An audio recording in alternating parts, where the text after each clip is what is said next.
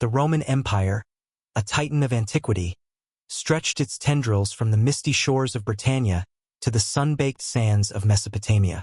Its reach extended from the icy waters of the Rhine to the mysterious depths of the Sahara Desert, a testament to its unparalleled power and influence. Imagine a realm where the familiar fog of the north kissed the scorching landscapes of the south, all under the watchful gaze of Roman eagles. Music swells, hinting at grandeur and impending doom. Rome, the heart of this colossal domain, pulsed with the lifeblood of civilization. It was the eternal city, a beacon for 1,000,000 souls who thrived within the embrace of its legendary 7 hills.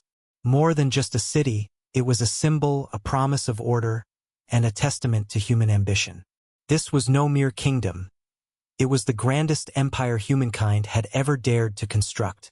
A perfect machine of conquest and governance, Rome was a civilization that had subjugated countless peoples beneath the weight of a singular law, a unified authority, and the unwavering belief in its own eternal existence.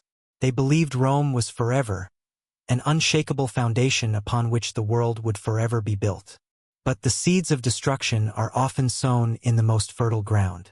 No empire, regardless of its might, is truly immortal.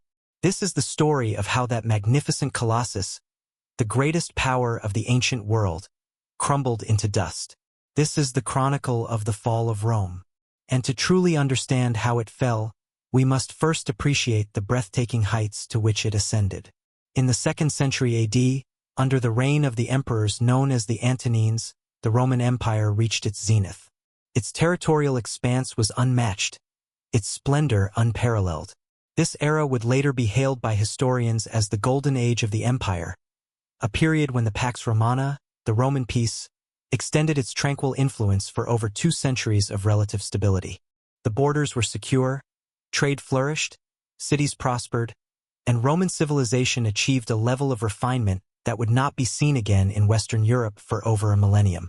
Visualize a time of prosperity and order, a world where art, architecture, and philosophy thrived under the benevolent protection of Rome. Emperor Trajan, ruling from 98 to 117 AD, was the architect of this expansion, pushing the empire to its greatest territorial limits. Under his command, Rome conquered Dacia, the region we now know as Romania, and annexed territories in Mesopotamia, extending the empire's reach to the Persian Gulf. Imagine the legions marching, their standards held high, bringing Roman law and order to these distant lands. The empire now controlled approximately 5 million square kilometers of territory, an area encompassing what are now over 40 modern nations. This vast domain was populated by an estimated 60 to 70 million people. Music begins to subtly underscore the narration. Some recent studies even suggest that the population may have reached 100 million inhabitants. This was a concentration of power and population unmatched in the West until the mid-19th century. It was a demographic and economic powerhouse, a hub of activity that shaped the course of history. The great cities of the empire were wonders of the ancient world. Rome itself, with its 1,000,000 inhabitants, was the largest city in the Western world, a metropolis that would not be rivaled in size until London in the 19th century. Its buildings soared to heights that defied imagination. The Colosseum, capable of holding 50,000 spectators, was a testament to Roman engineering prowess.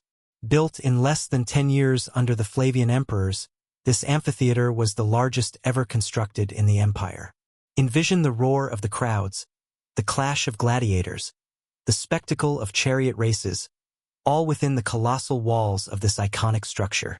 Its systems of underground elevators, its intricate drainage, its ability to be flooded to recreate naval battles, all demonstrated an extraordinary level of technological sophistication. They were masters of logistics, of crowd control, and of pure, unadulterated spectacle. The Pantheon, with its perfect dome of 43 meters in diameter, remains the largest unreinforced concrete structure ever built, an engineering achievement that would not be surpassed until the 20th century. Imagine standing beneath that awe-inspiring dome, marveling at the ingenuity of Roman architects. The forums, the temples, the imperial palaces, all showcased a level of architectural sophistication that would not be equaled until the Renaissance. The very stones seemed to whisper tales of power, of artistry, and of unwavering ambition. But Rome was not the only great city of the empire. Alexandria in Egypt, with its 500,000 inhabitants, was the intellectual center of the Mediterranean world, home to the largest library of antiquity. Music shifts to a more reflective tone.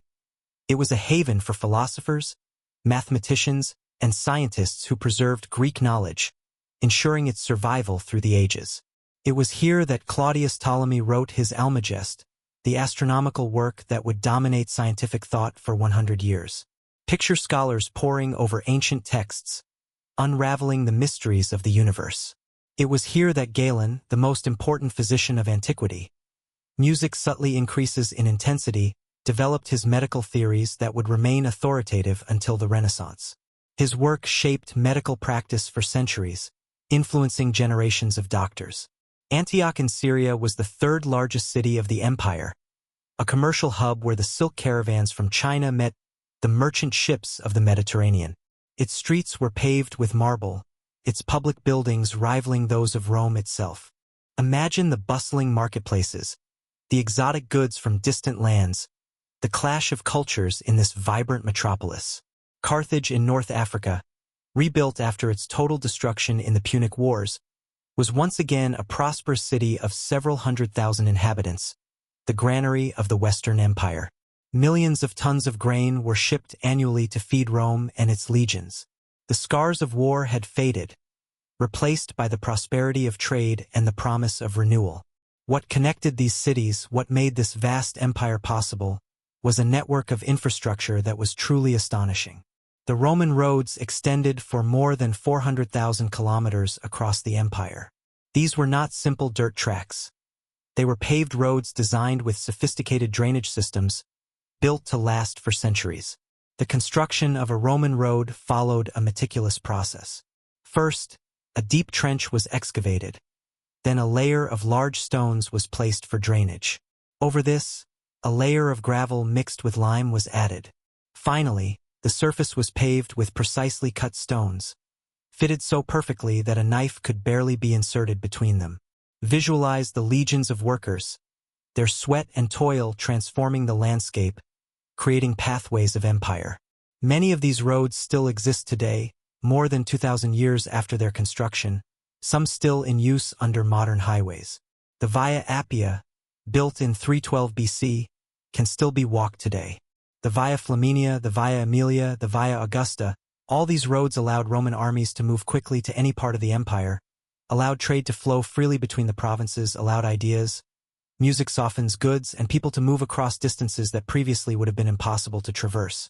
These roads were not just infrastructure. They were arteries of power, connecting the far-flung reaches of the empire to its beating heart. Aqueducts were another marvel of Roman engineering. These massive structures transported water from the mountains to the cities, sometimes over distances of more than 100 kilometers.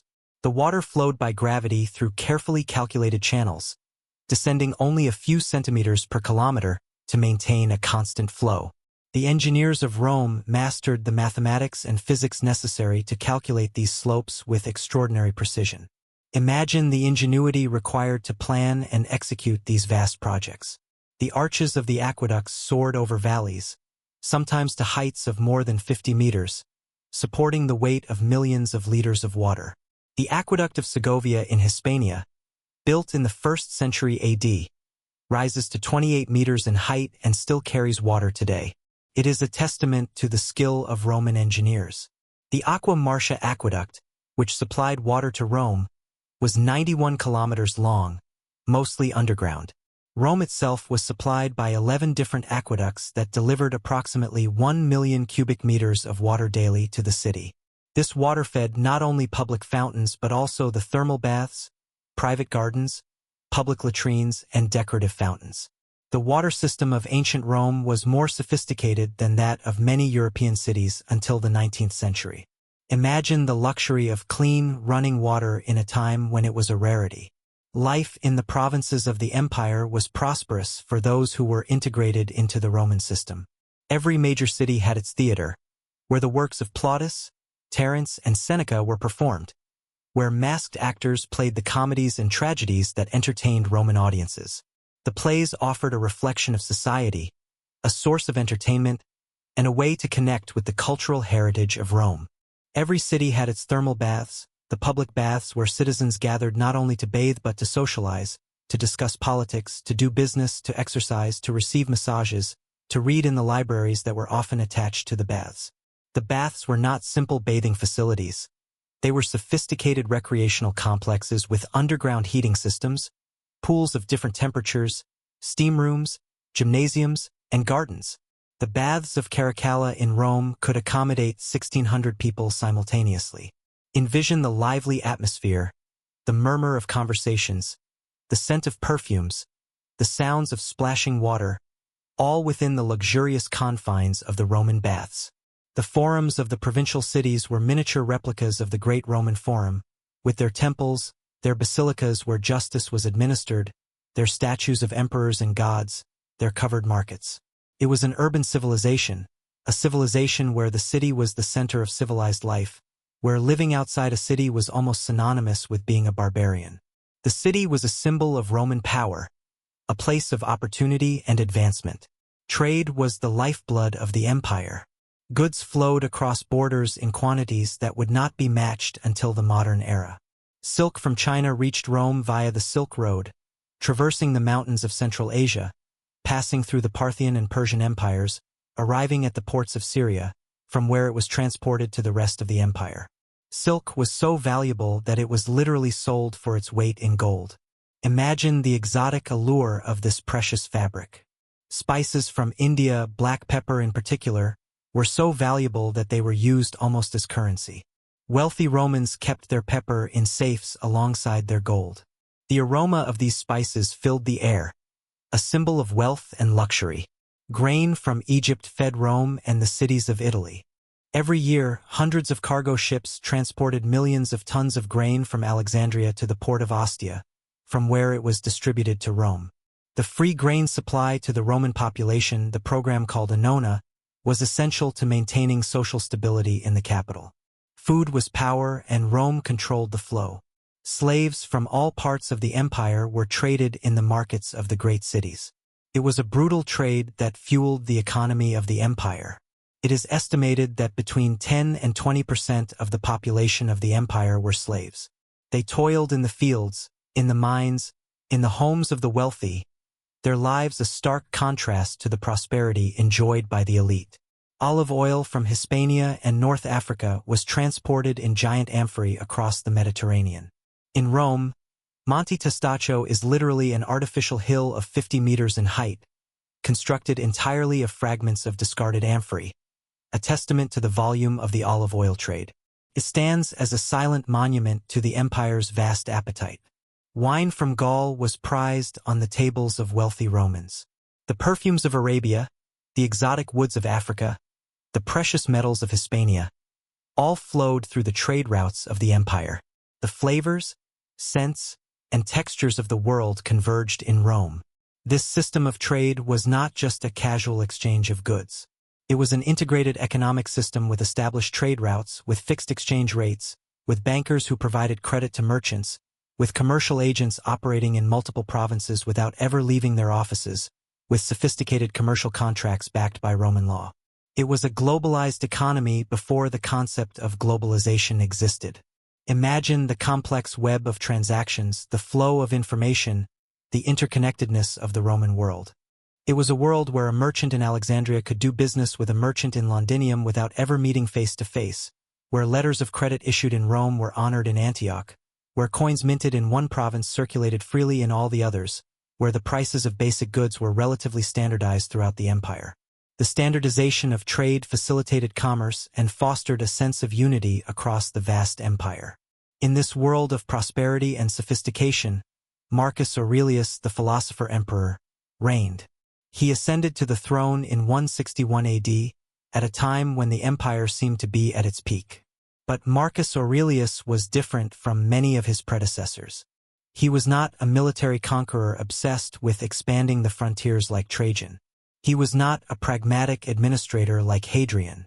He was a philosopher, a man educated in the Stoic tradition from his youth, a man who believed that the emperor had a duty not only to govern but to live virtuously, to be a moral example for his subjects.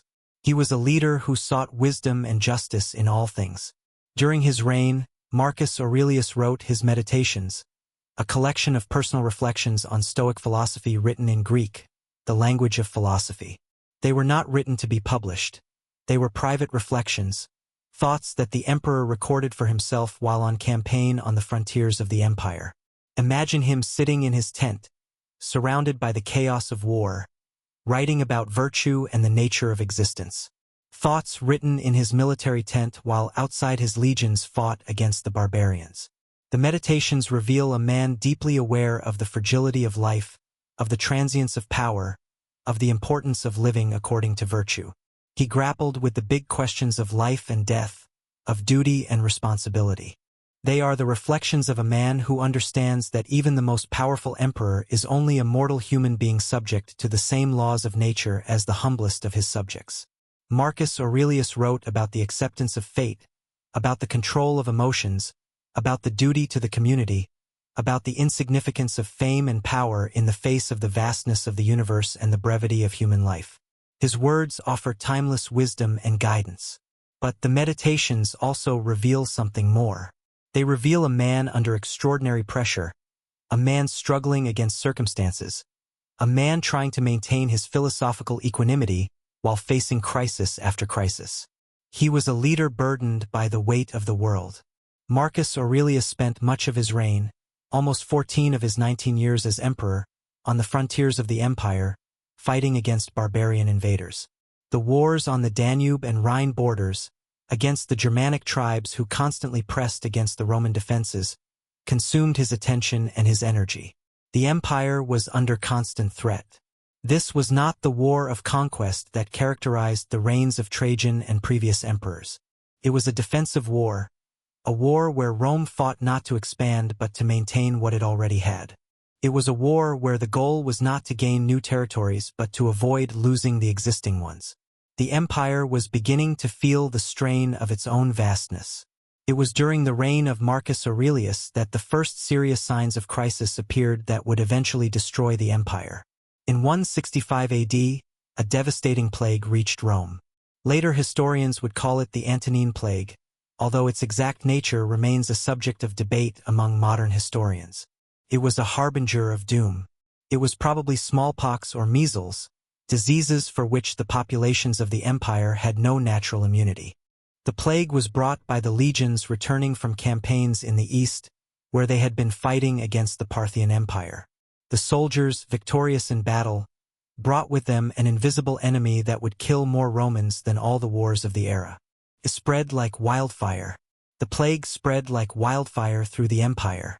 The cities, with their dense populations, with their shared water systems, with their public baths where thousands bathed together, were particularly vulnerable.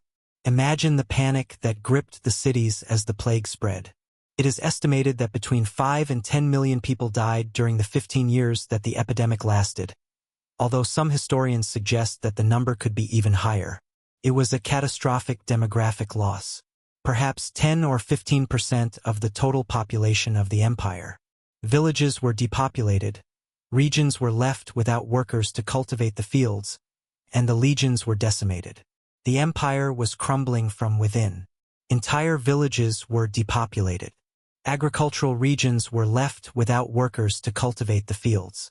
The legions were decimated, with soldiers dying not in battle but from disease, lying in their tents, their bodies covered in pustulous lesions. The army, the backbone of the empire, was weakened. The economy of the empire was severely affected. Agricultural production fell dramatically. Trade was disrupted because merchants feared to travel. Tax revenues decreased because there were fewer people to pay taxes and less economic activity to tax. The economic foundations of the empire were shaken. Galen, the most famous physician of antiquity, was in Rome when the plague arrived and left detailed descriptions of the symptoms. He described high fevers, pustulous eruptions on the skin, black vomiting, and severe diarrhea. He described how the patients in the final stages of the disease developed an insatiable thirst and how their bodies withered as they died in agony. The plague was a terrifying and relentless killer. There was no effective treatment. Roman doctors, with all their knowledge, were impotent in the face of this disease. The only thing they could do was isolate the sick and wait. The limitations of Roman medicine were exposed. The plague affected all social classes. Even the co-emperor Lucius Verus, who ruled alongside Marcus Aurelius, died of the plague in 169 AD. Death spared no one. But the plague was not the only crisis that Marcus Aurelius faced. The borders of the empire were under increasing pressure in a way that had not been seen in centuries. The Germanic tribes living beyond the Rhine and the Danube were being pushed south by massive migrations of peoples even further north and east. The empire was surrounded by enemies. These barbarian peoples, as the Romans contemptuously called them, music becomes more ominous, were not savages without organization. They were peoples with their own complex social structures, their own leaders, their own warrior systems, and their own codes of honor, and they were desperate. The barbarians were not just a threat. They were a complex and dynamic force. Climate change in Northern Europe, with increasingly cold winters, with increasingly short summers, with increasingly poor harvests, was forcing these tribes to seek new lands where they could survive. Hunger drove them south. The fertile lands of the Roman Empire, protected by the warmer Mediterranean climate, were extraordinarily attractive to peoples facing starvation in their homelands. The allure of Roman prosperity was irresistible. The Marcomannic Wars, as Marcus Aurelius' campaigns against these tribes are known, lasted for more than a decade, from 166 to 180 AD. They were a grueling and costly conflict. These were not simple wars. They were complex campaigns against multiple different tribes. The Marcomanni, the Quadi, the Sarmatians, the Iazyges. The empire was fighting on multiple fronts. Marcus Aurelius spent most of his reign on the battlefield, not in the palace in Rome. He lived in military tents on the borders of the Danube, in what is now Austria and Hungary, personally commanding the legions that defended the empire. He led from the front. It was during these campaigns that he wrote many of his meditations, philosophical reflections written in the midst of war, in the midst of suffering, in the midst of the uncertainty about whether the empire could really maintain its frontiers against the rising tide of barbarian invaders. His writings offer a glimpse into the mind of a leader struggling to maintain hope in the face of adversity. Marcus Aurelius' victories were sufficient to maintain the borders. The Germanic tribes were pushed back beyond the Danube. After years of campaigning, Marcus Aurelius even planned to annex the territories of these tribes. Music begins to swell, create new provinces beyond the Danube that would serve as buffer zones to protect the existing provinces. He envisioned a new era of Roman expansion. It was an ambitious plan that would have fundamentally changed the geography of the empire. But they were costly victories. The wars had taken their toll. The legions suffered severe losses, not only in battle but from disease. The resources of the empire were exhausted after years of continuous war. The imperial treasury, which had been healthy at the beginning of Marcus Aurelius' reign, was almost empty. The empire was weakened and vulnerable. And most importantly, the wars revealed a fundamental truth that the Romans were beginning to understand. The empire was no longer expanding. It was fighting to maintain what it already had. It was a fundamental psychological shift. The tide was turning. For the first time in centuries, Rome was on the defensive, not on the offensive. The era of conquest was over. It was in this context of crisis that Marcus Aurelius made a decision that would have devastating consequences for the empire. In 177 AD, music becomes more dramatic. He named his son Commodus as co-emperor, preparing him to succeed him. It was a fateful decision. It was the first time in almost a century that the empire was inherited by a biological son of the previous emperor. The Antonine emperors had adopted their successors, choosing the most capable, most experienced, most virtuous men to rule the empire, regardless of whether they had biological children or not. Meritocracy had given way to dynastic succession. Nerva adopted Trajan. Trajan adopted Hadrian. Hadrian adopted Antoninus Pius. Antoninus Pius adopted Marcus Aurelius. This system had worked extraordinarily well, producing a succession of capable emperors who ruled with wisdom. The system of adoption had ensured stability and competence.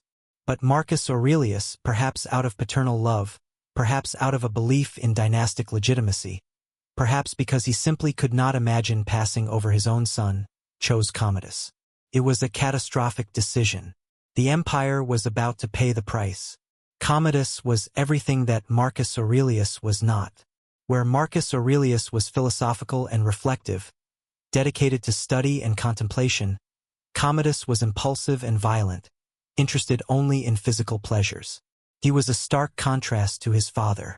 Where Marcus Aurelius dedicated his life to the service of the empire, sacrificing his personal comfort to spend years on the frontiers defending Rome, Commodus dedicated his life to personal pleasures, to spectacles, to women, to luxury.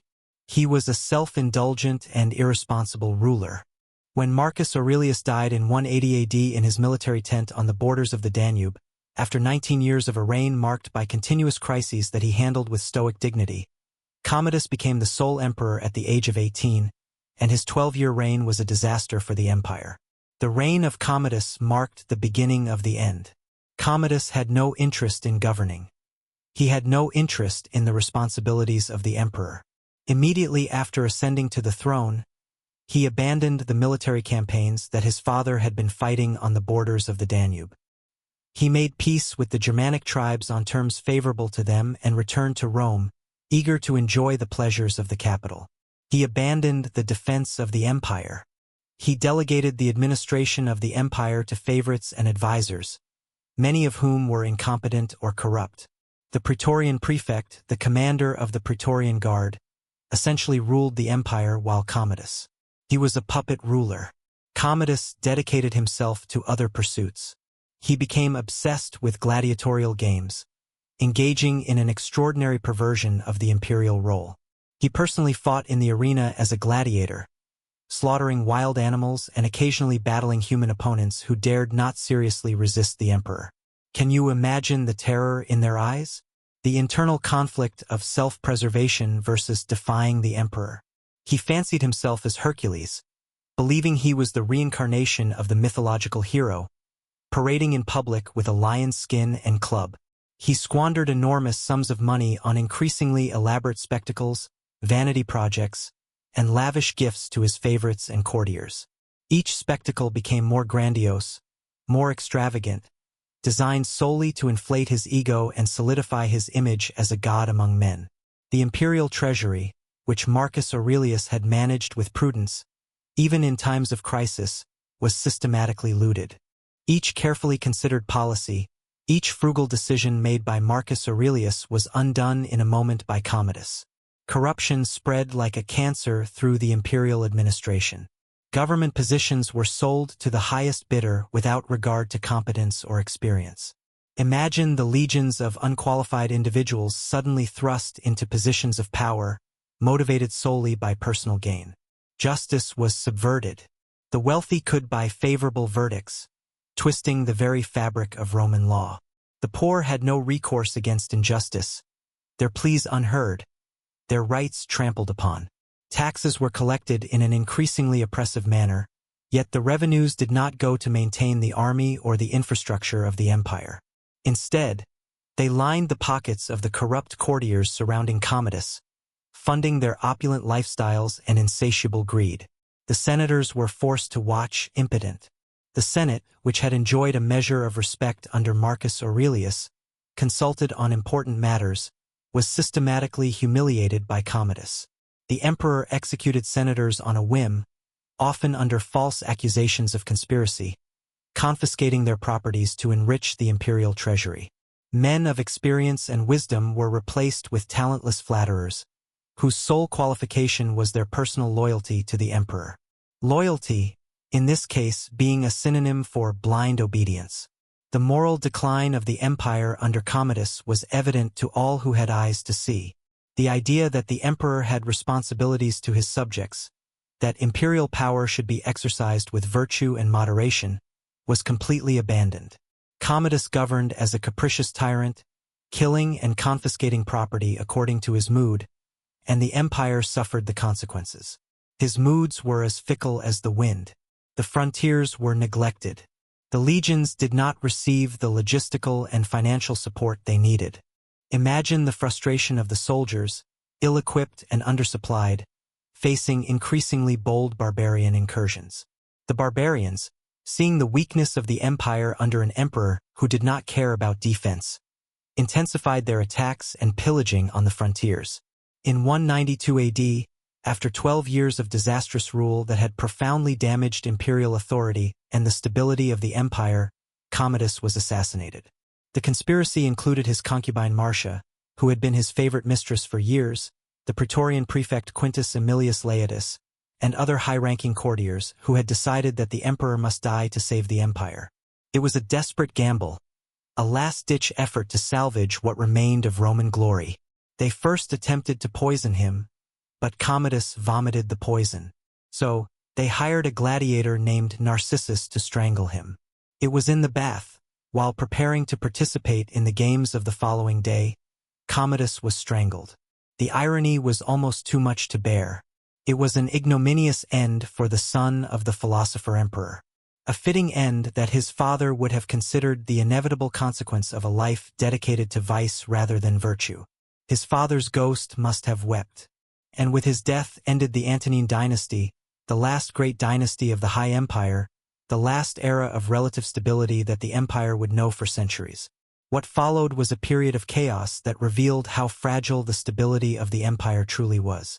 Commodus's death triggered a brutal civil war for succession to the throne. In 193 AD, there were 5 different men who proclaimed themselves emperor, each backed by different legions by different regions of the empire. It was a free-for-all. Pertinax, a respected elderly senator, was proclaimed emperor by the Praetorian Guard but was murdered after only 86 days of reign by Praetorian soldiers who were furious because he had not paid them the bribe they expected. Sic semper tyrannis, they may have cried. Didius Julianus bought the empire in a literal auction conducted by the Praetorians but was murdered after only 66 days. His brief reign was a testament to the depths of Roman depravity. Septimius Severus was proclaimed emperor by the legions of the Danube. Pescennius Niger was proclaimed emperor by the legions of Syria. Clodius Albinus was proclaimed emperor by the legions of Britannia. It was the first time in nearly a century that the empire faced a civil war of this magnitude. It was an ominous sign of what was to come in the following decades. The civil wars that followed were brutal. Roman armies, instead of fighting the enemies of the empire on the frontiers, fought each other in bloody battles within the territory of the empire itself. Brothers fighting brothers. It was a catastrophic waste of resources, of lives, of military energy that should have been directed toward defending the frontiers against the barbarians. A self-inflicted wound. Septimius Severus eventually prevailed, defeating his rivals one by one, first Niger in the east and then Albinus in the west, but at a terrible cost in lives and destruction. From this chaos emerged Septimius Severus, an African general born in Lepsis Magna, in what is now Libya. Severus was a professional soldier, a man who had spent his entire life in the army, rising through the ranks to command legions. He understood that imperial power rested fundamentally on the legions, not on the Senate, not on the Roman people, not on law or tradition.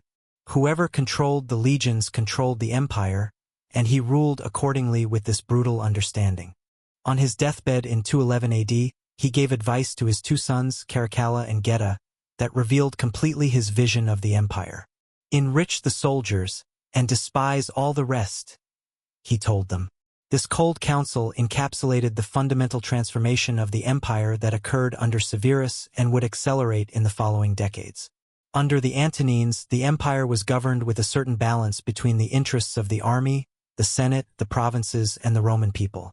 The emperor was the princeps, the first citizen who ruled with the consent of these different parts of the empire. Under Severus and his successors, the empire became increasingly a pure military dictatorship. The consent of the governed became irrelevant. The army was everything. Soldiers were paid generously. Their salaries increased dramatically. Their loyalties were bought with regular bonuses. The Senate was increasingly marginalized, reduced to a ceremonial body without real power. Their opinions were mere whispers in the wind. The provinces were systematically exploited to extract the resources necessary to maintain the army in an increasingly costly lifestyle. It was a parasitic relationship, draining the lifeblood from the empire's peripheries to feed its insatiable military machine. This increasing militarization of the empire had profound consequences that would unfold during the following century. Military expenses skyrocketed to unsustainable levels. The empire had to maintain approximately 30 legions, each with around 5,000 legionary soldiers, in addition to auxiliary troops that numbered several hundred thousand more. The cost of maintaining this massive army, of paying their salaries, of providing their equipment, of building their fortifications was enormous and growing. To pay the soldiers, the empire had to raise increasingly high taxes from the provinces, but high taxes damaged the economy, reduced trade by making goods more expensive, and impoverished the provincial middle classes, who were the backbone of local administration. It was a vicious cycle of economic destruction. Furthermore, to pay the soldiers their inflated salaries and their increasingly frequent bonuses, the empire began to systematically devalue the currency, a process that would generate devastating economic consequences. Silver coins that had previously contained pure silver began to contain less and less silver and more copper or bronze. It was a gradual process that accelerated dramatically during the following century. A slow erosion of trust. Devaluation generated inflation because merchants, aware that the coins were worth less, increased their prices. Prices began to rise steadily. The denarius, the standard coin of the empire for centuries, lost value year after year.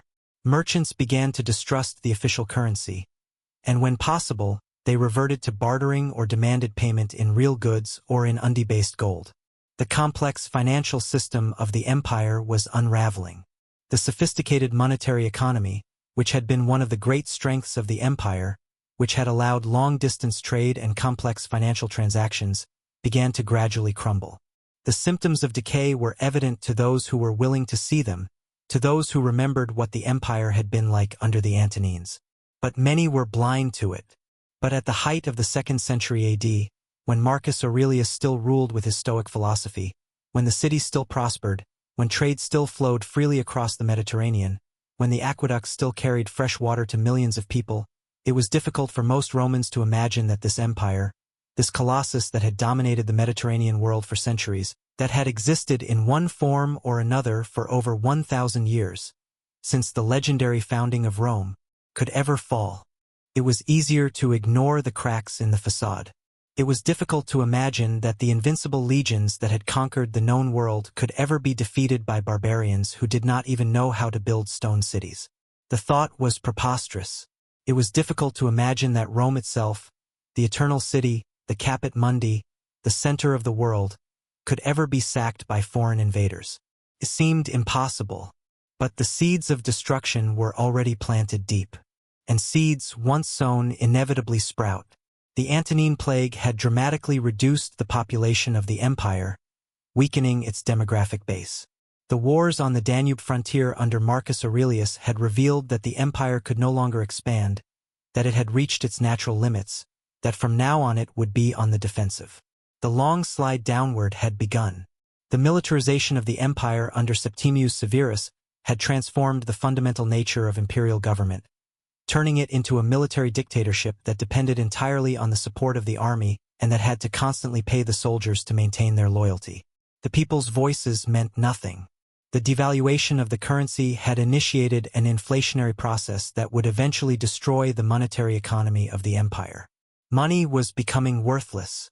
And most importantly, the example of Commodus and the civil wars that followed his assassination had demonstrated that the system of imperial succession was fundamentally unstable, that any emperor could be assassinated, that any general with the support of his legions could claim the throne, that the empire could fragment at any moment into multiple rival empires. The center could not hold. The empire, in its magnificent zenith, was undeniably the most sophisticated civilization the world had known up to that time. The advancements were unparalleled. It was a system of codified laws that provided predictable justice, a system of administration that maintained order across vast distances, an integrated economic system that generated unprecedented prosperity. It was a network of magnificent cities connected by paved roads and supplied by stone aqueducts. The infrastructure was the envy of the world. It was a culture that produced profound philosophy, sublime literature, monumental architecture, and innovative engineering of a level that would not be matched in Europe for over 1,000 years. This was the zenith of Roman power. But this zenith was also a turning point, the moment after which the decline began. From this moment, from the end of the 2nd century AD, the empire would begin a long, complex decline, sometimes interrupted by partial recoveries, but inexorable. The die was cast. It would not be a sudden collapse. It would be a process that lasted 3 full centuries. The end would be long and drawn out. It would be a process marked by devastating crises, by heroic recoveries, by fundamental transformations of imperial institutions. The empire would slowly bleed. It would be a process that eventually resulted in the permanent division of the empire into eastern and western halves, in the complete barbarization of the Western army, in the gradual loss of all the western provinces, in the repeated sack of Rome itself, and finally, in the disappearance of the Western Roman Empire as a political entity. The light of Rome would slowly fade. But at this shining moment in the 2nd century AD, when the empire stretched gloriously from Britannia to Mesopotamia, when the cities prospered with their theaters and baths and forums, when trade flowed freely along the roads in the Mediterranean, when the Pax Romana maintained peace across continents, all of this was unimaginable to the citizens of the empire. The thought was simply unthinkable. The empire seemed eternal, permanent, invincible. Rome seemed like the city that would rule the world forever. The idea that barbarians could ever penetrate the heavily defended frontiers, could ever sack the great cities, could ever destroy this magnificent empire seemed utterly absurd, an impossible fantasy. The idea was met with scorn and derision. And yet, history teaches a fundamental lesson that the Romans, in their imperial arrogance, did not want to learn. That no empire is truly eternal. Hubris is always the undoing of empires. History teaches us that every civilization, however great it may be, however powerful it may seem, eventually falls. No matter how great, history teaches us that systems that seem permanent, that seem immutable, are actually transient, subject to the forces of historical change. Everything changes, and the history of Rome is the most instructive story of all, because it is the story of the greatest empire of antiquity, the empire that dominated the Mediterranean world for centuries, the empire that created a civilization that still influences us deeply today in our laws, in our languages, in our institutions, but that eventually fell into ruins. The year 235 AD marks a catastrophic turning point in the history of the Roman Empire. The end was not slow anymore. The Emperor Alexander Severus, last of the Severan dynasty, was murdered by his own troops near Moguntiacum, modern Mainz in Germania. His own soldiers turned against him. He was not killed in battle against external enemies. He was not killed in an elaborate palace conspiracy. He was simply killed by ordinary soldiers of his own army who were dissatisfied with his leadership, who considered him weak, who preferred another commander. Alexander Severus failed to control the forces he needed most. It was a moment that revealed a terrible truth about the state of the empire. The emperor no longer ruled because he had legal or traditional legitimacy. He ruled solely because the army allowed him to. He was only as powerful as the men wielding the blades around him. And when the army decided that it no longer wanted him, he died. With the death of Alexander Severus began what historians would call the crisis of the 3rd century, also known as the 3rd century anarchy or the military anarchy. The time of chaos had come. It was a period of nearly 50 years during which the Roman Empire almost collapsed completely. The end was imminent. It was a period where all the structures that had sustained the empire for centuries disintegrated simultaneously. The foundations crumbled. It was a period of total chaos where the empire faced massive invasions from all directions, perpetual civil wars, economic collapse, devastating pandemics, and a crisis of political legitimacy so profound that the very concept of the Roman emperor lost almost all its meaning. There was no stability left. The numbers tell the story of the anarchy. During these 50 years of crisis, from 235 to 284 AD, more than 50 different men proclaimed themselves emperor of the Roman Empire. The claim was easy, but the crown heavy with uncertainty. Some were recognized by the Senate and by significant parts of the empire. Others were merely local generals proclaimed emperor by their own legions without any wider recognition.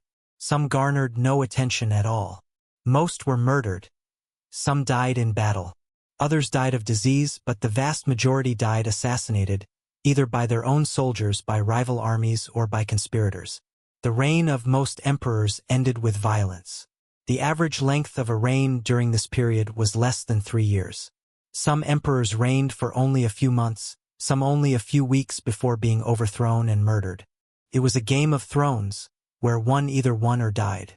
This frantic rotation of emperors revealed the total disintegration of the Roman political system. There was no longer any established procedure for imperial succession. The foundation of political stability had eroded. There was no longer any respect for the authority of the emperor. The legions stationed in different parts of the empire simply proclaimed their own general emperor when they decided they wanted a new one. The troops had the power. And then that general, now emperor, had to fight militarily against other generals who had also been proclaimed emperors by their own legions. It was a fight to the death. It was a vicious cycle of violence that consumed the resources of the empire, that destroyed entire armies in civil wars, that made any stable government impossible. Rome tore itself apart. Civil war became perpetual during this period. The Roman armies, which should have been defending the frontiers of the empire against external invaders, spent most of their time fighting each other. The empire was dying from within. Legions that had been trained to fight Germanic barbarians or against the Persian Empire now fought against other Roman legions in bloody battles that occurred within the territory of the empire itself. Romans butchered Romans. It was a catastrophic waste of military resources. It was a tragedy where the best soldiers of the empire, men trained for years in the art of war, died killing each other instead of defending the empire against its true enemies. But while the Romans were busy killing each other in endless civil wars, the frontiers of the empire were being penetrated by massive invasions from all directions. The empire's borders were now sieves. The Germanic peoples, who had been contained more or less successfully for centuries behind the borders of the Rhine and the Danube, now crossed those rivers in unprecedented numbers. Rome's luck had finally ran out. The Goths, a confederation of Eastern Germanic tribes, crossed the lower Danube and penetrated deep into the Balkans. They marched south, unopposed. The Alemanni crossed the upper Rhine and invaded Gaul and even Italy. Rome was not the impenetrable fortress it had once been. The Franks attacked Gaul from the north. The provinces lay exposed. The Saxons attacked the coasts of Britannia. Distant regions were now vulnerable. These were invasions on a scale that the empire had not faced since the time of the Cimbrian Wars 400 years before. Rome was about to face its greatest challenge. These invasions were not simple looting raids. They were massive migrations of entire peoples seeking new lands to settle. They came to stay. The Germanic peoples were being pushed south and west by demographic pressures, by climate change that was making northern Europe increasingly less habitable, and by the pressure of other migratory peoples from the steppes of Asia. The barbarians were being pushed from the east. They came with their families, with their wagons, with their livestock, seeking fertile lands within the empire where they could settle permanently. The empire was the promised land. And the empire, weakened by civil wars with its legions scattered and demoralized, was unable to stop them. The borders were collapsing. In 251 AD, the Emperor Decius, who had taken the throne only 2 years earlier, died in battle against the Goths at the Battle of Aberdus, in what is now Bulgaria. He failed to secure his borders. It was the first time in centuries that a Roman emperor had died in battle against external enemies. The loss sent shockwaves throughout the empire. Rome had not been so humiliated in centuries. The emperor, supposedly the supreme military commander of the world, had been killed by barbarians. His body was never recovered. The loss was deeply demoralizing. The legions he commanded were destroyed. The empire had failed to protect its emperor. The Goths, intoxicated by victory, continued to loot the Balkans for years. But the greatest humiliation was yet to come. In 260 AD, the Emperor Valerian, who ruled the eastern part of the empire, was captured by the Sasanian Persians during a military campaign in Mesopotamia. Rome's hubris was to meet its match. He was captured alive by the Persian king, Shapur I. It was an unprecedented humiliation. The empire was about to face a crisis it had never encountered. Never before in the history of the Roman Empire had a reigning emperor been captured by external enemies. The loss shattered the illusion of Rome's invincibility. Persian propaganda did everything possible to exploit this humiliation. They reveled in Rome's defeat. According to legends that circulated, although probably exaggerated, Valerian was used as a human footstool by Shapur, forced to kneel so that the Persian king could use his back as a step to mount his horse. Valerian had become a slave to the Persian king. When Valerian finally died in captivity, supposedly the Persians skinned his body and displayed his tanned skin in a temple as a trophy of their victory over Rome. His suffering became a symbol of Rome's decline. The capture of Valerian was a perfect symbol of the state of the empire during the crisis of the 3rd century. The empire had fallen so far. The empire that had conquered the Mediterranean world, that had defeated Carthage, that had conquered Gaul, Britannia, Egypt, that had seemed invincible for centuries, now saw its emperor captured and humiliated by its enemies. Rome was no longer feared.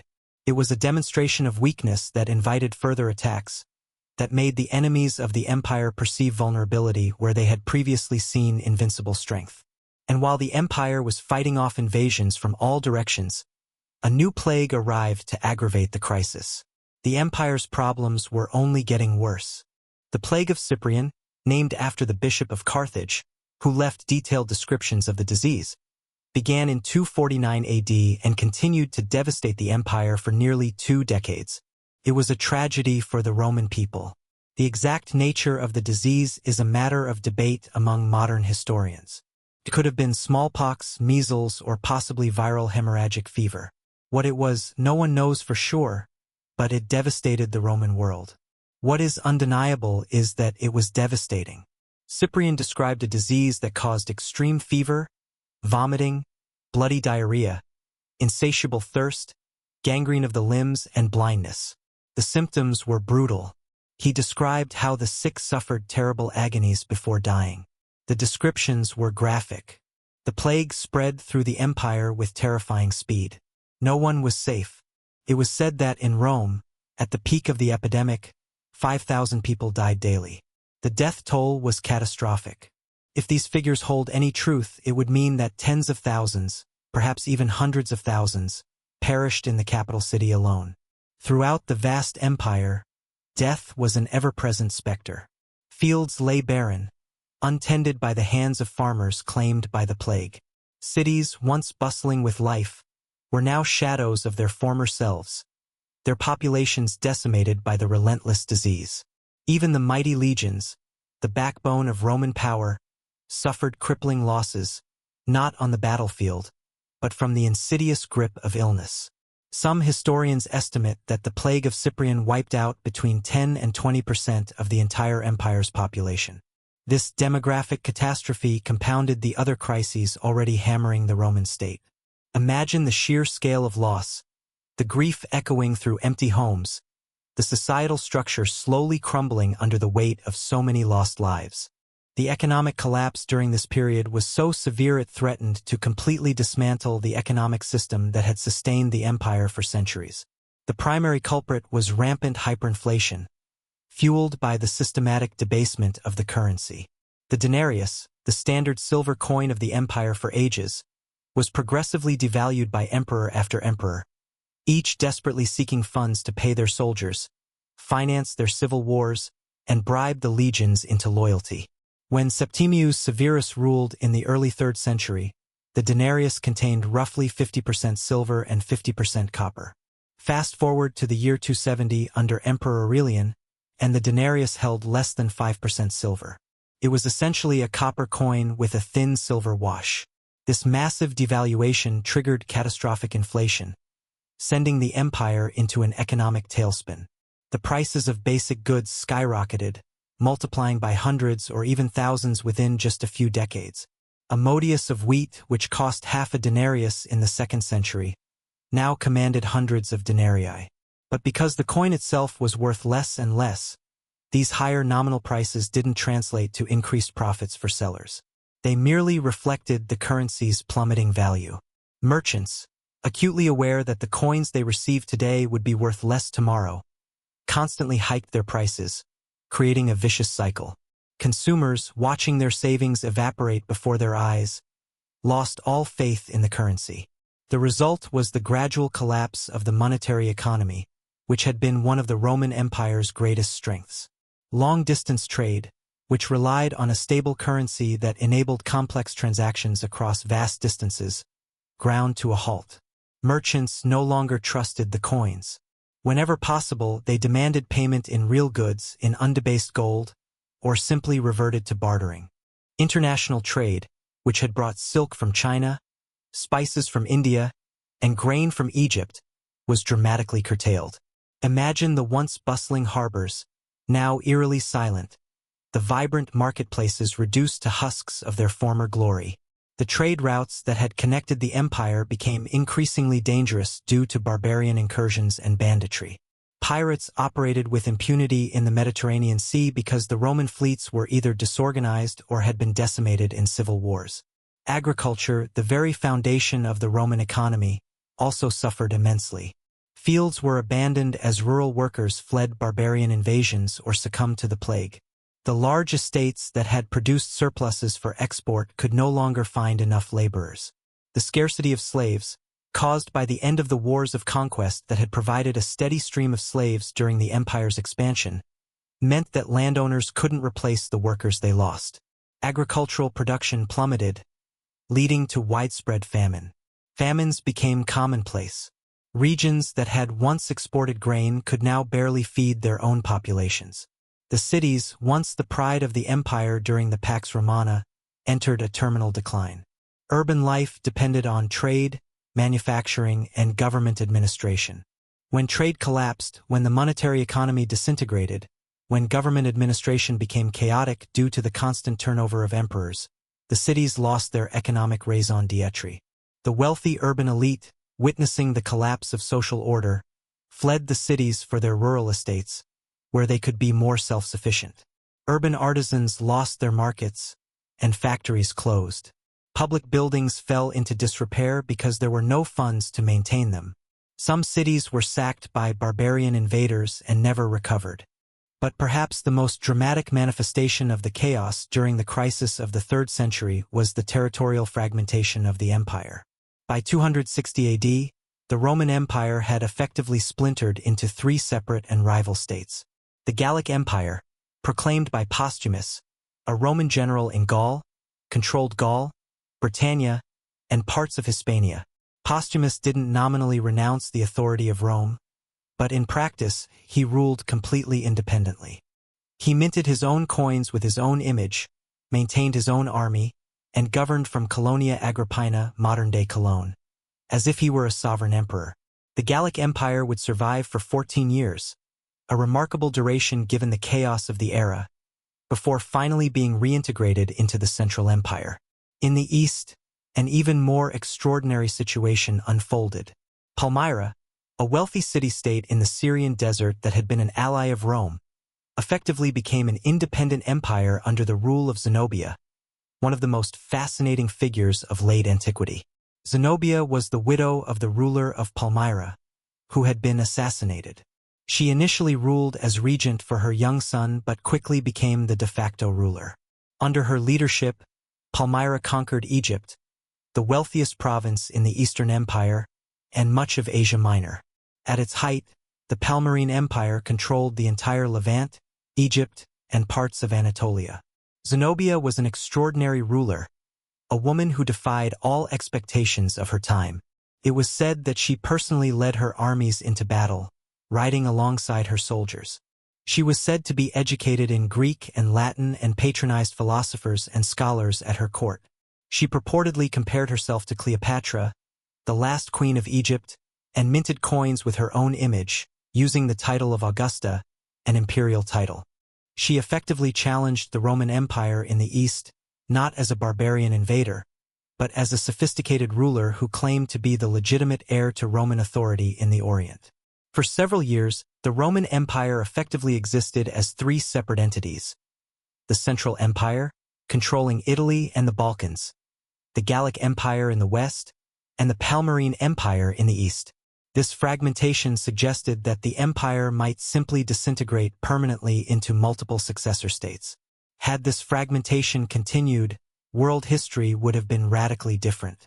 The empire miraculously survived thanks to a series of extraordinarily capable military emperors who emerged in the decades of the 260s and 270s.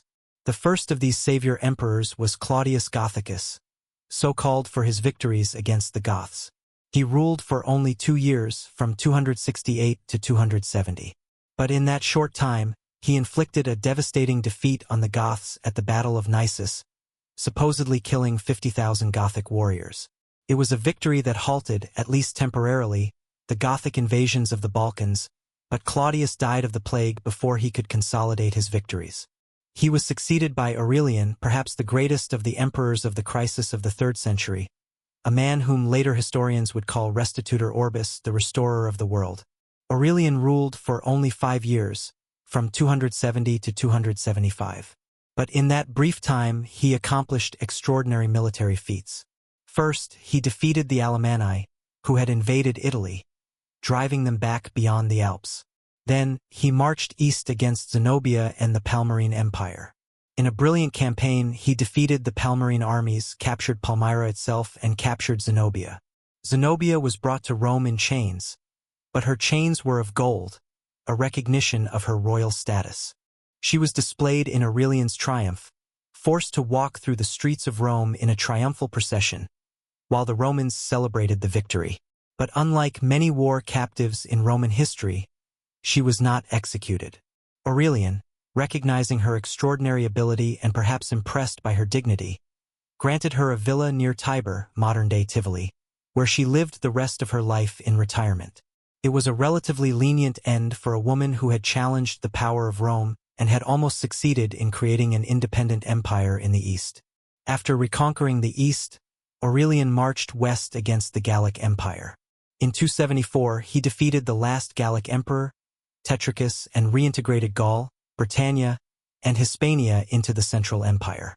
For the first time in 14 years, the Roman Empire was reunified under a single emperor. It was an extraordinary achievement that few would have believed possible just a few years earlier. But even Aurelian recognized how vulnerable the empire had become. One of his most symbolic actions was the construction of new walls around Rome itself. The Aurelian walls, as they would become known, were massive stone fortifications that completely encircled the city. They were 19 kilometers long, 6 meters high, with defensive towers every 30 meters. It was the first time in over 600 years that Rome had needed defensive walls. During the period of the empire's expansion, when Rome dominated the Mediterranean without challenge, walls had been considered unnecessary. The very strength of the empire was Rome's defense. But now, after decades of barbarian invasions that had penetrated as far as Italy, after seeing city after city sacked, Aurelian recognized that even Rome itself was no longer inviolable. The construction of the Aurelian walls was a powerful symbol of the fundamental change in the nature of the empire. It was no longer the invincible empire that conquered the world. It was an empire on the defensive, an empire that had to fortify even its own capital against potential attacks. It was an empire living in fear, an empire recognizing its own vulnerability. For the Romans who remembered the days of the Pax Romana, when Rome had seemed eternal and indestructible, the sight of these walls must have been profoundly disturbing, a visible acknowledgement of how far the empire had fallen. Aurelian also attempted to reform the monetary system to halt hyperinflation, but his efforts were only partially successful. The denarius was so devalued that it was virtually impossible to restore its value. Aurelian introduced new coins with a higher silver content, but confidence in Roman currency had been so damaged that merchants remained skeptical. The monetary economy didn't truly recover during his reign or during the reigns of his immediate successors. In 275, Aurelian was assassinated by his own officers during a military campaign in Asia Minor. The conspiracy was apparently based on a misunderstanding, a forged letter that led the conspirators to believe that Aurelian planned to execute them.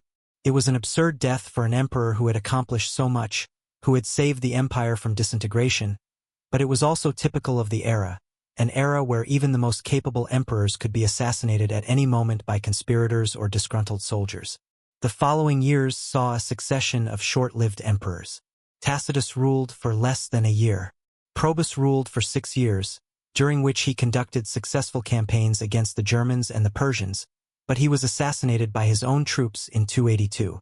Carus ruled for barely a year before dying, supposedly struck by lightning during a campaign against the Persians, although rumors suggested he was murdered.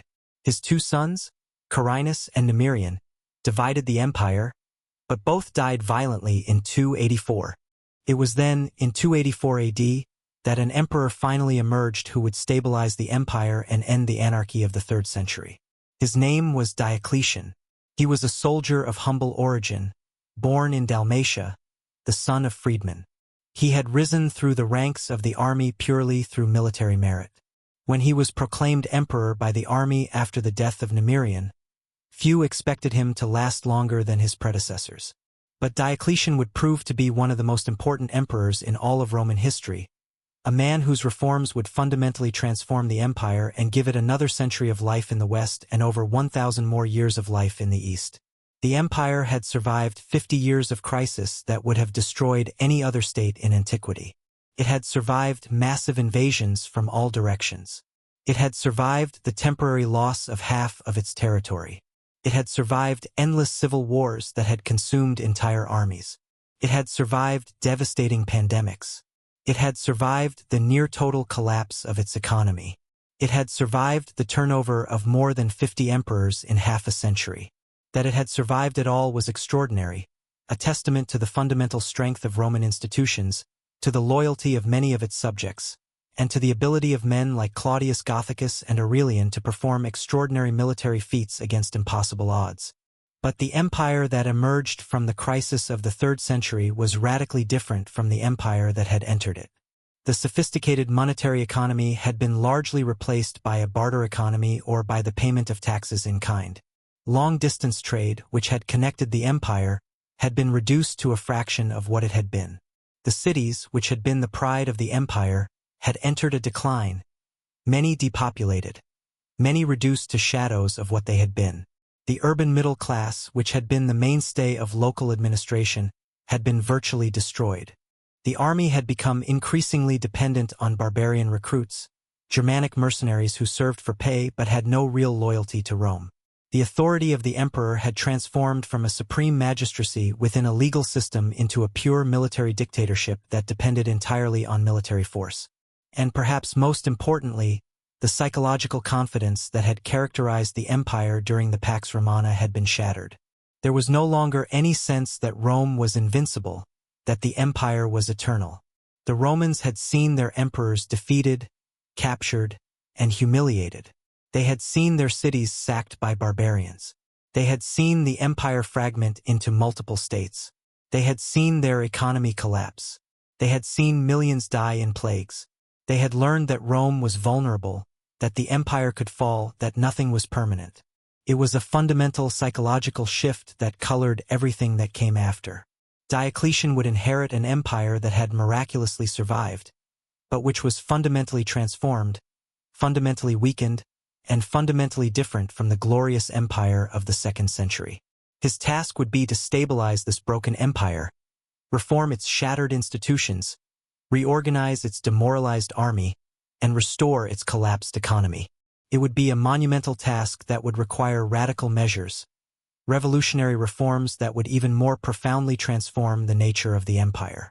But in 284, as Diocletian assumed the throne, the simple fact that the empire still existed, that there was still a Roman Empire to rule, was in itself extraordinary. The empire had passed through the fire of the most severe crisis in its history. It had been reduced, weakened, and transformed, but it had not been destroyed. The Roman institutions, tested to their absolute limits, had demonstrated remarkable resilience. The idea of Rome, the idea of a universal empire that united the Mediterranean world under a single law, under a single authority, had survived even when the reality of the empire had been profoundly damaged. It would be this idea, more than any military force or political institution, that would hold the empire together during the difficult centuries that lay ahead. For although the empire had been severely wounded during the crisis of the 3rd century, although it would never truly recover from the blows it had received, the idea of Rome would prove to be stronger than any temporary crisis, more enduring than any individual emperor, and more powerful than any military or economic disaster. The year 284 AD marked the beginning of a new era in the history of the Roman Empire. Diocletian, the soldier of humble origin born in Dalmatia, became emperor after defeating his rivals in a brief but decisive civil war. Unlike the ephemeral emperors of the preceding decades, Diocletian was not simply an ambitious general seeking personal power. He was a reformer, a man with a clear vision of what the empire needed to survive. And what Diocletian understood with a clarity that few of his predecessors had possessed was that the empire, in its traditional form, no longer worked. The political system that had served Rome for centuries was broken. It had to be radically transformed, or the empire would perish. The first and most radical of Diocletian's reforms was the creation of the Tetrarchy, the rule of four. It was a revolutionary political system unprecedented in Roman history. Diocletian recognized that the empire was simply too large, too complex, and faced too many simultaneous threats on too many different frontiers for a single man to govern it effectively. Even an extraordinarily capable emperor could not be everywhere at once. He could not command armies on the Rhine while simultaneously repelling invasions on the Danube and fighting the Persians in Mesopotamia. Diocletian's solution was to divide the imperial power among four men. Under the system of the Tetrarchy, there were two senior emperors called Augusti, each responsible for approximately half of the empire. Diocletian himself ruled the eastern half of the empire, the wealthier part, from his capital in Nicomedia, in Asia Minor. He appointed Maximian, a fellow soldier, as co-Augustus, responsible for the western half of the empire, ruling from Milan in Italy. But Diocletian didn't stop there. Each Augustus appointed a Caesar, a junior emperor who would serve as his subordinate, his assistant, and eventually his successor. Diocletian appointed Galerius as his Caesar in the east. Maximian appointed Constantius Chlorus as his Caesar in the west. Each of these four men ruled a portion of the empire, commanded his own armies, and administered his own provinces. It was an ingenious system designed to solve multiple problems simultaneously. First, it allowed for rapid military responses to threats on multiple frontiers. If the Persians invaded in the east, Diocletian or Galerius could respond immediately without having to wait months for an emperor to travel from the west. If the Germans crossed the Rhine, Maximian or Constantius could respond immediately. Second, the system was designed to solve the chronic problem of imperial succession that had plagued the empire during the 3rd century. Under the Tetrarchy, succession was automatic. When an Augustus died or retired, his Caesar automatically replaced him and appointed a new Caesar. There was no need for civil wars. There was no need for armies to proclaim rival emperors. It was an orderly, predictable, and institutionalized succession. But the Tetrarchy was more than just an administrative division of power. It was a fundamental transformation of the nature of the Roman emperor. Diocletian transformed the emperor from princeps, the first citizen, into dominus, absolute lord. The emperor was no longer a Roman magistrate, the first among equals, but an absolute oriental monarch, a divine autocrat whose power derived not from the Roman people or the Senate, but from the gods themselves. Diocletian introduced elaborate ceremonies from the Persian court. Emperors now wore jeweled diadems and purple robes embroidered with gold. Subjects had to prostrate themselves in their presence, perform the proskynesis, and kiss the hem of their garments. It was a complete transformation of the imperial image, designed to elevate the emperor above ordinary mortals and to make the assassination of an emperor seem not simply a political crime, but a sacrilege. The administrative reorganization of the empire under Diocletian was equally radical. Diocletian divided the empire into 4 prefectures, each governed by one of the tetrarchs. The prefectures were divided into dioceses, approximately 12 in total. The dioceses were divided into provinces, the number of which Diocletian increased from approximately 50 to over 100. It was a massive bureaucracy, a complex administrative hierarchy designed to provide centralized control over every corner of the empire. The multiplication of provinces served a strategic purpose. Smaller provinces meant that no individual provincial governor controlled sufficient resources or troops to become a threat to imperial power or to proclaim himself emperor. Just as had happened so frequently during the tumultuous 3rd century, the army underwent radical reforms. Diocletian dramatically increased its size, swelling the ranks from approximately 300,000 soldiers to a formidable force of perhaps 600,000. This massive expansion, effectively doubling the size of the Roman armed forces, necessitated a reorganization of its structure. Diocletian, a master strategist, envisioned a dual-tiered system of troops. He created the Limitanii border troops, who were permanently stationed in fortifications along the empire's extensive frontiers. Their duty was to serve as the first line of defense, deterring minor raids and providing an early warning system against larger incursions. Then there were the comitatenses, mobile field armies, music, ready to swiftly deploy to any part of the empire where their presence was required. This system was designed to provide defense in depth, ensuring that even if invaders breached the borders, mobile armies would be poised to intercept them before they could penetrate deep into imperial territory and wreak havoc. The Limitanii were the shield, absorbing the initial blow, while the comitatenses were the hammer, delivering the crushing counterattack. However, maintaining such a massive army came at an extraordinary cost.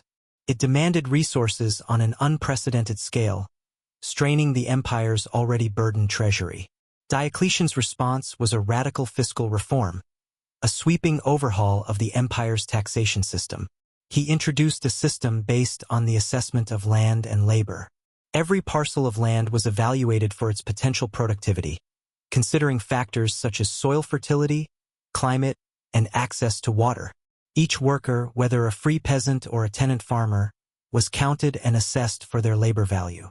Taxes were calculated based on these assessments and, increasingly, were to be paid in kind rather than in currency. Landowners were now obligated to provide specific quantities of grain, meat, and other agricultural products directly to the state. This system of taxation transformed the empire into something akin to a planned economy, where the state determined production quotas and extracted what it needed directly from the producers. Imagine the imperial bureaucrats, clipboards in hand, meticulously cataloging every farm, every field, every ox, every peasant, determining the exact amount of resources each region would contribute to the insatiable war machine. To ensure this system functioned effectively, Diocletian introduced draconian measures, clamping down on the freedoms of the working class. Agricultural laborers, the coloni, were bound to the land. They could not leave the estates where they worked, effectively transforming them into serfs tied to the soil.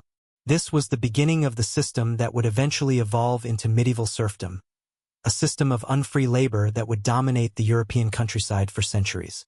The coloni were stripped of their mobility, their autonomy, and their future, reduced to cogs in the imperial machine. Urban trades became hereditary. The sons of bakers were required to be bakers. The sons of butchers were destined to be butchers. This rigid system aimed to create a stable, predictable society where each person had an assigned place and remained in that place, fulfilling their predetermined role. It was a deeply conservative, deeply hierarchical society, tightly controlled by the state, stifling innovation and social mobility in the name of stability and order. The state became the ultimate arbiter of destiny, dictating the lives and livelihoods of its citizens from birth to death. In 301 AD, Diocletian attempted to address the rampant inflation that had ravaged the economy during the 3rd century. He issued the Edict on Maximum Prices, a decree that established legal maximum prices for thousands of different goods and services. The edict, a massive, meticulously detailed document, listed prices for grains, meats, fish, vegetables, fruits, clothing, footwear, artisan services, and workers' wages, leaving no corner of the economy untouched. Anyone caught charging more than the established maximum prices faced the penalty of death, a stark reminder of the emperor's absolute power and his determination to control the runaway economy. Imagine the market squares, filled with nervous merchants and watchful imperial agents, all trying to navigate this new, artificial reality. This was an extraordinarily ambitious attempt to control inflation by government decree, a grand experiment in economic regulation. However, modern economists recognize that price controls, especially in an economy with real shortages of goods, simply do not work. The predictable outcome unfolded. Merchants, facing maximum prices that were lower than their actual costs, simply stopped selling their goods in the legal markets. A black market emerged, flourishing in the shadows, where goods were sold at much higher prices, often several times the official maximums. Goods disappeared from the official markets, exacerbating the shortages and driving ordinary citizens to desperation. Within a few years, the edict was quietly abandoned, recognized as unenforceable and a colossal failure. Music. Diocletian was more successful with monetary reform. He introduced new coins with guaranteed precious metal content. The argentius was a new silver coin of high quality, intended to restore confidence in the currency. The aureus, the gold coin, was reformed with a standardized weight and purity. These new coins restored some trust in the Roman currency, although it never fully recovered the prestige it had enjoyed during the High Empire. The monetary economy partially recovered, but many transactions, especially the payment of taxes, continued to be made in kind, a testament to the enduring fragility of the currency. But perhaps Diocletian's most controversial action was his persecution of Christianity. Christianity had been steadily growing throughout the empire during the 2nd and 3rd centuries, spreading from humble origins to encompass all levels of society. By 300 AD, perhaps 10 to 15% of the empire's population were Christians, a significant and growing minority. They were particularly numerous in the cities of the Eastern Empire, in Asia Minor, in Syria, and in Egypt, forming vibrant and influential communities. Christianity had penetrated all social classes. There were rich and poor Christians, urban and rural Christians, Christians in the army and in the imperial bureaucracy, their faith transcending the traditional boundaries of Roman society. Diocletian viewed Christianity as a threat to the unity of the empire, a subversive force undermining the foundations of Roman power. Christians refused to participate in the imperial cults, refused to offer sacrifices to the traditional Roman gods, and refused to acknowledge the divinity of the emperor. For Diocletian, whose vision of the emperor as a divine dominus was central to his reform of the empire, this refusal was intolerable. It was a denial of his authority, a subversion of the order he was trying to create, a dangerous act of defiance against the divinely ordained ruler of the Roman world. In 303 AD, Diocletian launched the last and most severe persecution of Christians in the history of the Roman Empire. Music, the Great Persecution, as it would become known, lasted approximately 8 years, although its intensity varied greatly in different parts of the empire. The edicts of persecution ordered the destruction of Christian churches. Music, the burning of Christian scriptures, the removal of Christians from government office. Christians who refused to sacrifice to the Roman gods were arrested, tortured, and executed, their faith tested to its breaking point. In some regions, particularly in the east where Diocletian and Galerius ruled directly, the persecution was brutal, relentless, and merciless. Thousands of Christians were martyred, their suffering a testament to their unwavering faith. In other regions, particularly in the west under Constantius Chlorus, the persecution was enforced more laxly. Constantius destroyed some churches to formally comply with the edicts, but generally avoided arresting or executing Christians, recognizing the futility of such extreme measures. The persecution was ultimately a failure. Christianity had grown too much, had taken root too deeply in Roman society to be eliminated by force. The martyrs, rather than intimidating other Christians, inspired greater devotion, their sacrifices fueling the flames of faith. Christian communities, accustomed to intermittent persecution for centuries, simply went underground, worshipped in secret, and waited for the storm to pass, their faith unshaken by the emperor's wrath. And, most importantly, some of the tetrarchs, particularly Constantius in the west, had no real enthusiasm for the persecution, undermining its effectiveness and limiting its scope. The Great Persecution would prove to be the last attempt by Roman paganism to eliminate Christianity, a final, desperate gasp before the inevitable triumph of the new faith. Within a decade, the empire itself would be Christian, transformed by the very force it had tried so desperately to suppress. In 305 AD, Diocletian did something that no Roman emperor had voluntarily done before. He abdicated. After 21 years of rule, Diocletian renounced the imperial throne and retired to a massive palace he had built in Spoletum, modern-day Split in Croatia. He compelled his co-Augustus, Maximian, to abdicate simultaneously, ensuring a smooth transition of power. This was part of Diocletian's carefully orchestrated plan for the Tetrarchy, designed to prevent future power struggles and ensure the stability of the empire. The Caesars, Galerius, and Constantius automatically became Augusti, the senior emperors. They, in turn, appointed new Caesars, continuing the tetrarchic system. The orderly succession that Diocletian had planned appeared to be working perfectly, a testament to his political genius and his unwavering commitment to the well-being of the empire. Diocletian spent the last years of his life, approximately 6 years, in retirement at his palace in Dalmatia, tending to his gardens and enjoying the peace he had so painstakingly created. According to legend, when he was contacted during the subsequent crises and asked to return to power, he refused, saying that if they could see the cabbages he was growing in his gardens, they would understand why he preferred to remain retired. It's a story that is probably apocryphal, but it captures something essential about Diocletian. He was a man who had done his job, who had reformed the empire, who had restored order from chaos, and who was ready to retire in peace, content with his accomplishments and weary of the burdens of power. He had reshaped the Roman world, leaving an indelible mark on its history. He died in 311 AD, probably of natural causes.